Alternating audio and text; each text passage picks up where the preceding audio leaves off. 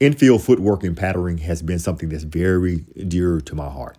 Haven't been out on the field or the turf lately, but after attending a softball tournament this past weekend, just looking at the lack of skill that's present that these athletes can possess to actually get their game to their highest level, they're really missing out on. And it really was interesting when I walked up to a college coach and they basically said, this is hard to watch. And a number of players at the high school and travel ball level have no idea the lack of skill that they're missing until they get into some of these good college programs that are teaching. So let's use the University of Washington as an example. I love seeing University of Washington take infield play. I don't know if you ever get the opportunity, but look, if you haven't seen it, it is something to see. So I want to use this clip that I found on YouTube to actually go through some of the examples as it relates to understanding how the ball is hit. So when a ball is hit, the player would be in the position to identify spin and hop. Okay, so if you have top spin, look, there may be a drop step or an angle step that you need to take to create space or see the ball from the side. If it doesn't have a certain spin on it, if it has neutral spin and it has a hop that's hit early, that may be something that you need to charge. But different hops, different speeds, different spins will actually determine how you approach the ball, the angle, and the speed. But the key in this is really getting a side view of the ball, not to be confused with not getting behind the ball. So let's put emphasis here. This is Raleigh, and I want you to notice where she starts. Now let's look at where she goes or how she gets there. You can see she's inside of this lane on the track, right? She gets outside of that lane and she gets back in. Now, what you see is she's actually getting a good read on the side of the ball to be able to have an accurate reception off this hop. But you'll also see when she comes up, where is the glove? Is the glove closer to the left foot, the center, or the right foot?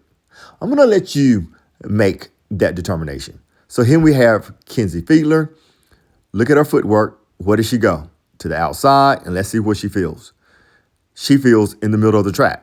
Right now, she's using two hands, but where is the glove? Is it close to what? So if it's close to her left foot, would you say it's closer to being to her left side? Is she directly behind the ball? Did she move slightly to the right to actually see the speed and the hop that she needed to take to get to this ball? Not sure who this is, but same angle. Watch. Feels it over in the other lane. Bailey Klinger, check out this footwork. She didn't round it off, but what did she do? She got to the side to actually read the hop, and there it is. Let's take another look at Bailey. Did she go right after the ball, or did she get to the side of it to actually read spin and hop? This is Kenzie again. What move did she just make? Did she get sideways? Is she's working back in to the ball? So yes, she's behind the ball, but where does she go first? She gets to the side of the ball.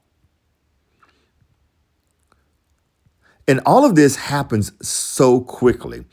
Without the educated and trained eye, you'll miss out on it. Look at that big move. So based on the speed and the hop, she has time to get over here to the right side to actually just flow. This is Raleigh again. And what I find interesting, even looking at MLB players, you will find that the camera is not always on the infielder. So one thing that we overlook the basic fundamentals of infield play. Is get in front of the ball. So oftentimes your eye may not be trained to see those subtle intricacies of what happens. Like, look at it. Look at this. It's like a ballerina.